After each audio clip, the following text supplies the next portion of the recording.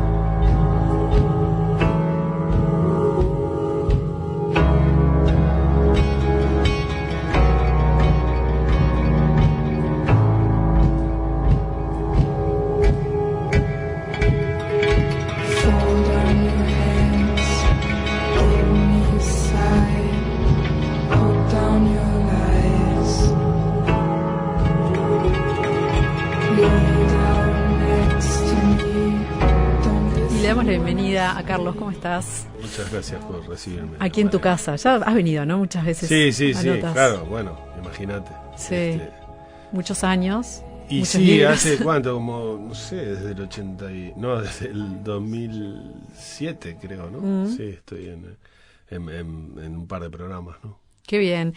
Y ahora, bueno, siempre con mucha producción, en este caso te metes en esta historia que, bueno, yo ponía la música ahí, escuchábamos la música de Dark, la serie de Netflix, que a mí por lo menos me hizo acordar, si bien no tiene nada que ver, porque nada que ver, pero sí esto de cuando el tiempo es diferente a lo que estamos acostumbrados, ¿no? Es un manejo del tiempo que no es el lineal al que conocemos supuestamente, ¿no? Porque también es todo un tema de percepción, pero claro. Pero lo que habitualmente estamos acostumbrados por entender como tiempo, hay grietas en esta novela. Hay como algo que se cruza.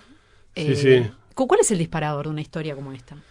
En realidad fue una idea súbita, ¿no? Pero creo que la historia de la literatura de viajes en el tiempo está ahí, ¿no? Si vos te vas al origen, a la primera novela, a la novela de Wells, La máquina del tiempo, fíjate que en la primera lo que hay es una máquina. Es decir, es alguien que produce un dispositivo que le permite viajar en el tiempo. Y en esa novela lo que le importa a Wells es hacer una parábola y referirse a, bueno, ¿qué va a pasar con la humanidad? Porque era el tema que le interesaba, ¿no? ¿Qué hace alguien que es invisible? ¿Qué pasa si viene una guerra masiva contra todo el planeta y no lo que pasaba todo el tiempo y que sigue pasando, que nos peleamos entre nosotros? O la máquina del tiempo. La máquina del tiempo le permite ir hacia el futuro y ver qué pasó con la humanidad. Esa era su intención. Y durante un tiempo los viajes en el tiempo quedaron como congelados en esa idea. Alguien hace una máquina para viajar a ver cómo va a ser el futuro, ¿no? Como que la máquina es como una metáfora de una intención, ¿no? De la intención deliberada, sí, está muy bien, de la intención deliberada de irse, y ir a otra cosa y ver qué va a pasar con nosotros. Una perspectiva a partir de una tecnología, porque también, bueno, a principios del siglo XX había como una gran confianza en la industria, ¿no?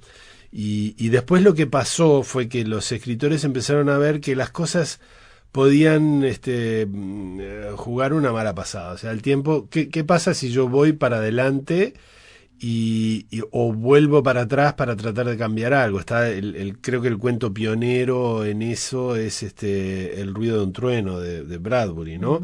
Que es una empresa turística que manda gente a un pasado muy remoto y alguien pisa una mariposa no sé, en el Jurásico, y entonces se producen cambios. Cuando vuelven al presente, hubo cambios. Los cambios son un poco ridículos, porque lo que pasó fue que en vez de ganar el candidato demócrata, ganó un candidato republicano, una cosa así, ¿no? Pero bueno, eso dio pie para empezar a generar paradojas. ¿Qué pasa si voy al pasado y mato a mi abuelo antes de que nazca mi padre, ¿no? ¿Qué pasa? ¿Cómo puede ser eso? Hay como una violación de las reglas de juego, ¿no? Bueno, la regla de Porque juego la regla de empieza a ser juego otra. es vivir en este marco. Sí, sí. Y cuando decís, bueno, no, vamos a cambiarla.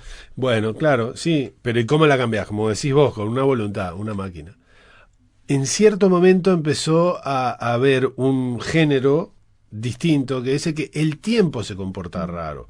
Porque hay un agujero negro, porque yo qué sé, ¿no? Bueno, la historia del tiempo, o sea, la ciencia ahí, la ciencia más o menos especulativa, como la de aquel físico, ¿cómo se llamaba? Stephen Hawking, ¿no? Stephen Hawking, sí. El que propuso la idea de los agujeros negros, que después se comprobó que efectivamente es una cosa plausible, y en fin, toda esa física rara. Ahora de hecho hay una teoría de la aceleración, ¿no? Como que el tiempo está acelerándose. Bueno, por eso, entonces, viste, es como, son modelos. Si te pones a ver, son modelos. Descriptivos. Exacto, que tratan de explicar cómo funcionan las cosas, ¿no?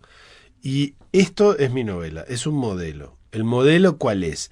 Que no hay una línea de tiempo, sino que hay infinitas líneas de tiempo, y de pronto, por azar, hay dos líneas de tiempo que no pertenecen al mismo plano de la existencia, que se cruzan o entran en contacto durante un lapso. En este caso se dio la singularidad en la trama esta de que hay dos personajes que están en un mismo plano, o sea, sus líneas de tiempo están en el mismo plano, y plano, decís, en el mismo plano físico, territorio. O sea, como si fuera la mesa. Claro, están en un territorio. Exacto. En el modelo. En el modelo yo puedo dibujar las líneas en una hoja. Y esas líneas se tocan cada 9 años y van juntas unas horas. Y después siguen su curso. Y a los 9 años se tocan de nuevo, pero ¿qué pasa? Una avanzó hacia el pasado de la otra.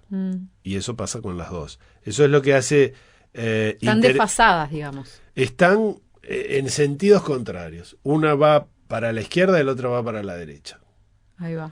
Pero se tocan en cierto momento. Y cuando se tocan, pasan un ratito juntas, en el mismo sentido. Para eso está el dibujo al final del libro. Sí, porque en la si tapa no, hay también un dibujo, ¿no? El dibujo es una interpretación de la diseñadora Lucía Boiani, que me parece que está bien. Representa de alguna manera parte del modelo. Pero no explica. Vos si mirás la tapa no te das cuenta de nada. Si mirás el dibujo al final, puede ser que ahí veas cuál es el modelo del que yo partí. Pero ¿qué pasa? Ese modelo me sirvió a mí solo para construir una narración. Creo que más o menos se entiende cómo funciona cuando se lee, ¿no? No es nada complicado. Es extraño, pero no complicado. ¿Por qué elegiste 9 años? 9 años a mí me permitía lo siguiente.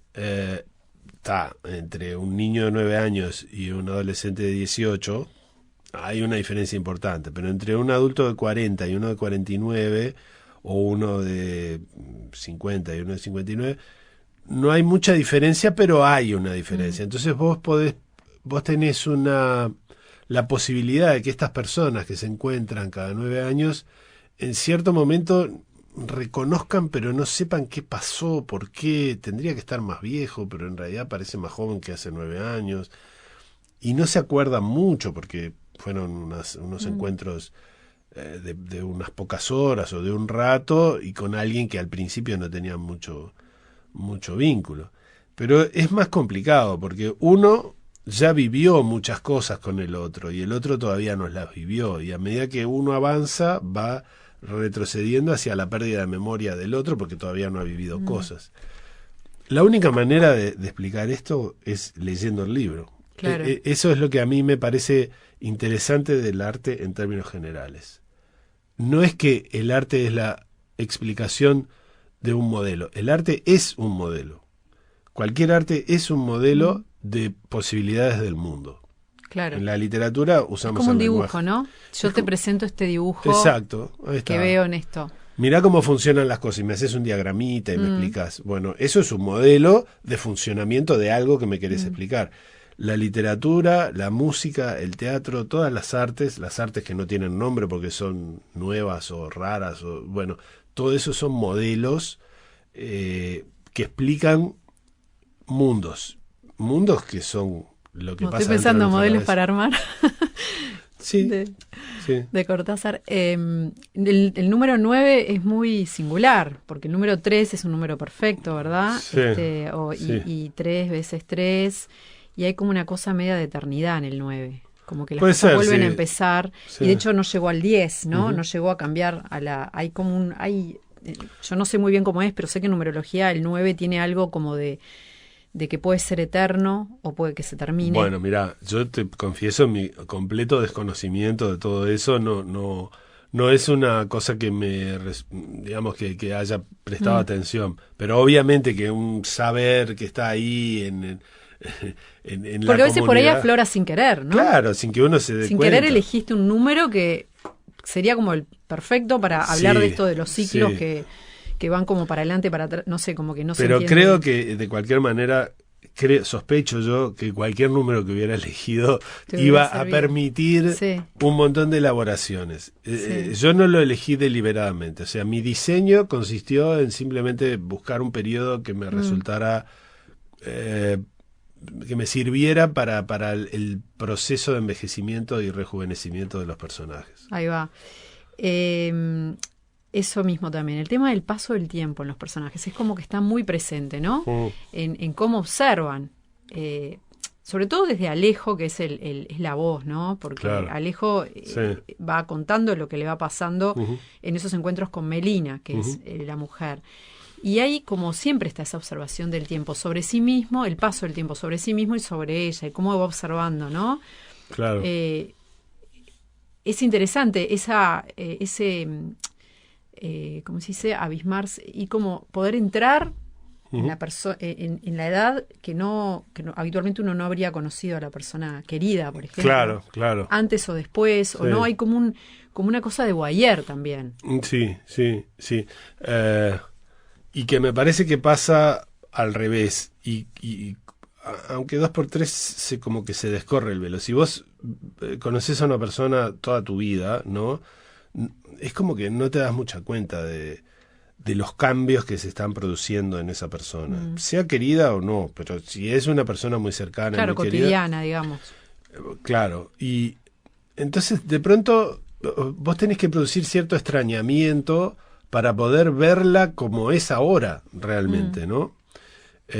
A veces podés, digamos, contrastarlo con fotos antiguas de esa misma persona, pero en realidad siempre todo está enmascarado por la presencia, ¿no? La potencia de la presencia. Pero a veces hay como un descorrimiento de un velo.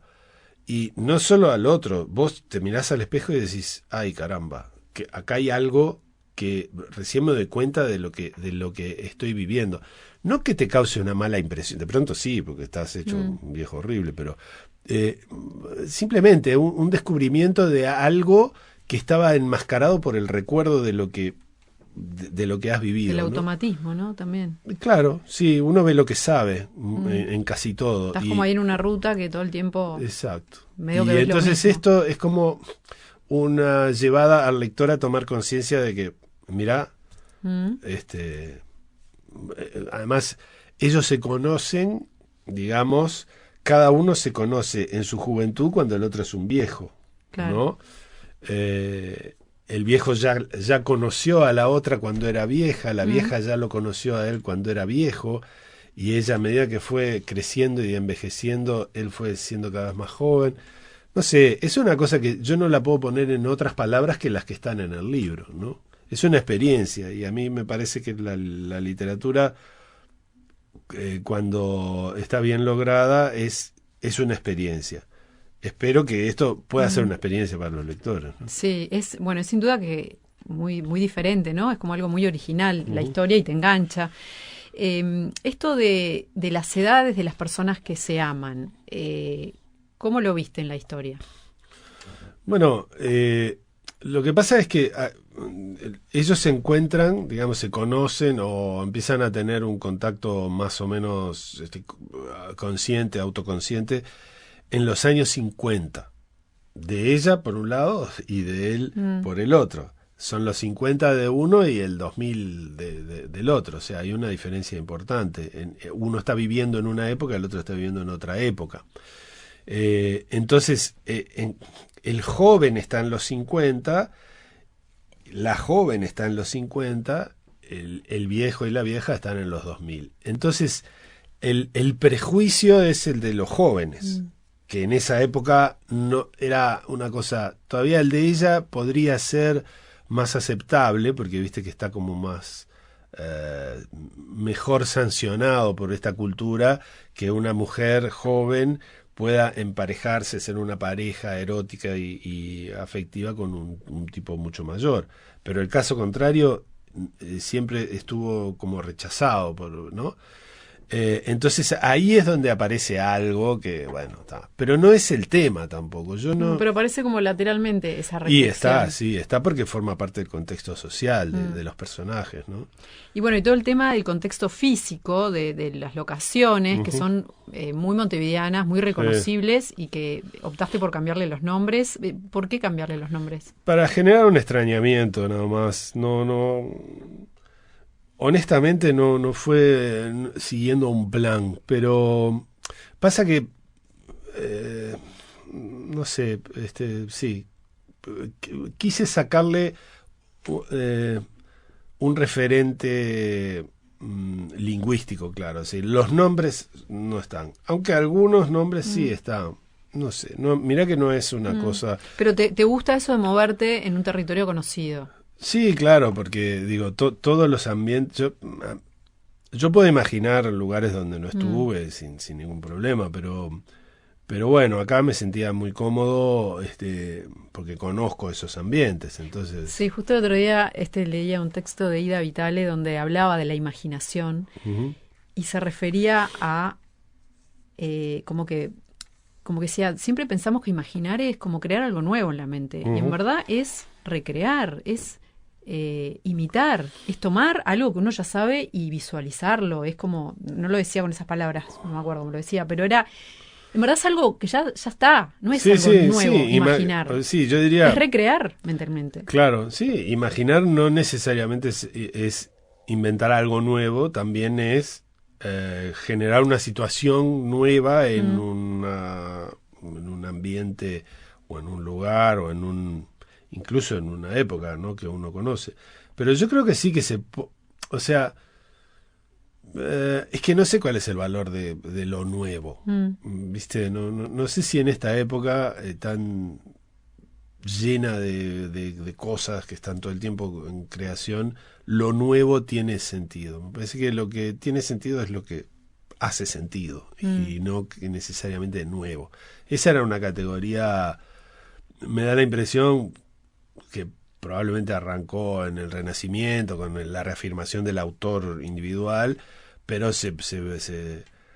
digamos, se hizo muy fuerte a fines del siglo XIX, principios del siglo XX, ¿no? Uh-huh. Lo que hay que hacer es original, ¿no? Con los ismos, con todos los ismos. Claro, sí, justo también Ida se refiere a eso, como había un culto a la originalidad y en realidad a veces es encontrar como una nueva forma de relacionarte con lo que ya tenés. Y por otro lado, eso tiene que ver con una industrialización y comercialización masiva de los bienes culturales, porque los dueños de los derechos van a defender mucho sus derechos, entonces van a hacer juicios por plagio a todo. Entonces se pone como algo muy importante lo que es diferente, ¿no?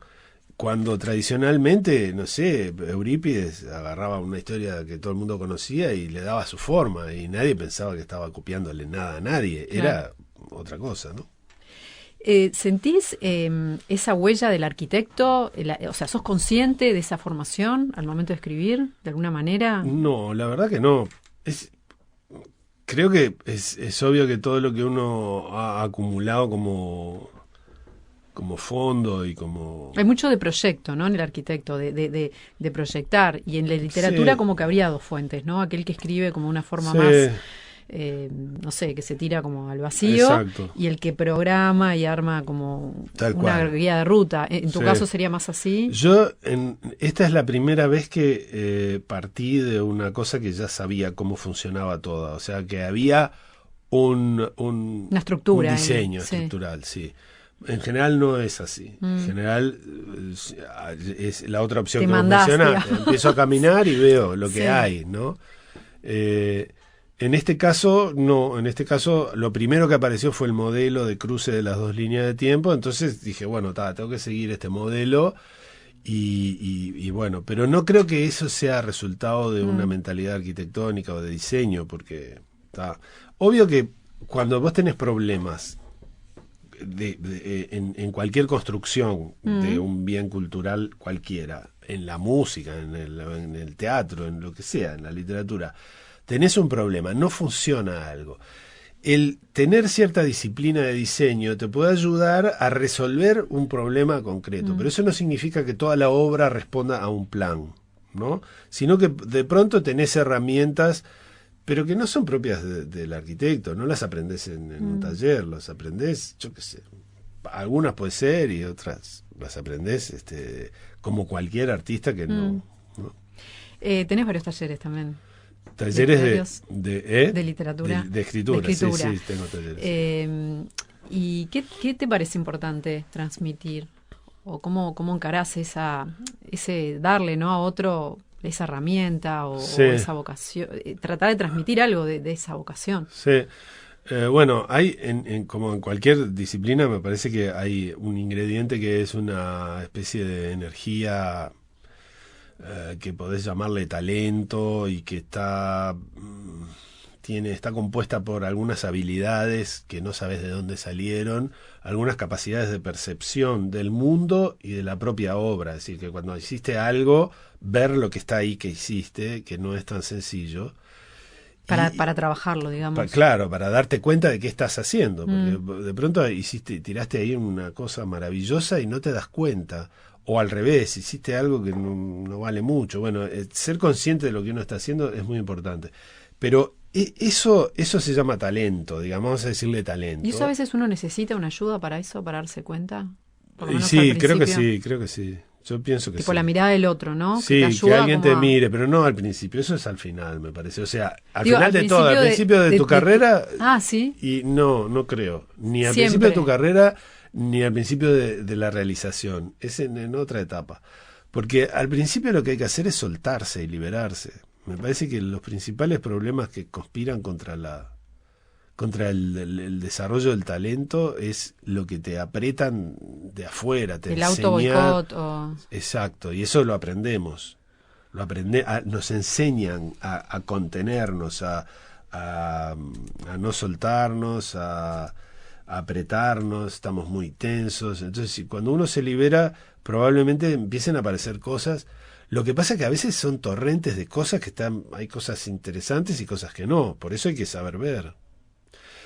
Y a mí para ver por dónde seguís tirando el hilo. Claro, digamos. entonces saber ver, esa parte de saber ver, me parece que puede venir por el lado de, que es como yo hago mis talleres, es tratando de ver asuntos que hay en una narración. Asuntos que tienen que ver con, digo, tres cosas muy simples, pero hay cientos. La voz narrativa, el punto de vista, la descripción, los diálogos, todas esas cosas uno las puede abstraer y decir, mira cómo funciona esto. Entonces después cuando vos tenés un material te podés dar cuenta de cómo funciona tu material. Ahora,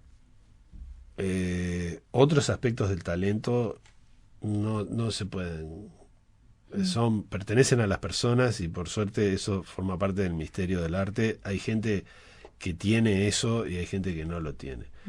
Y hay gente que tiene eso y es desprolija y no sabe sintaxis y es notable lo que hace y necesita ayuda en esos aspectos. Y hay otra gente que es hiper prolija, hace todo perfecto, está todo bien estructurado, bien hecho todo y me falta el alma ahí. No hay nada. Sí. Yo qué sé. Qué bárbaro. Bueno, estás como prolífico, ¿no? Estás sacando otro libro también. Sí, pero mejor... sí, sale un libro ahora, está saliendo. Hoy me lo entregó el editor, me lo acaban de entregar. Y bueno, ahí conviven con distintas líneas siempre. Sí, es un libro que, claro, Martín me decía que sacar 2 libros el mismo año es complicado porque obviamente uno se monta con el otro, bueno... peor es sacarlo en distintas editoriales, ¿no? Imagínate. Pero en este caso, este es un libro que sale por con determinado perfil literario y el otro es un libro que sale en la colección Cosecha Roja de Estuario, es un libro policial y entonces se puede separar policial, ya que sé. Es un libro... Con ese pulso, digamos. Es un libro bastante tremebundo. Entonces se pueden separar, pero igual te digo que no. Podemos dejarlo para otra charla. No, sí, claro. Bien, bueno, Péndulo, entonces vayan a buscarlo porque realmente es muy diferente a lo que estamos acostumbrados, simplemente por alterar esa cuestión del tiempo, ya hace que a mí por lo menos estos temas me vuelan la cabeza, es como que me quedo... es como que te mueve el piso, te mueve una de las coordenadas que nos gobiernan y entonces, bueno, ver qué posibilidades tiene eso, qué pasa, es divertido, es también como fascinante, ¿no? Así que bueno, muchas gracias, Carlos. No, gracias a vos, Malena.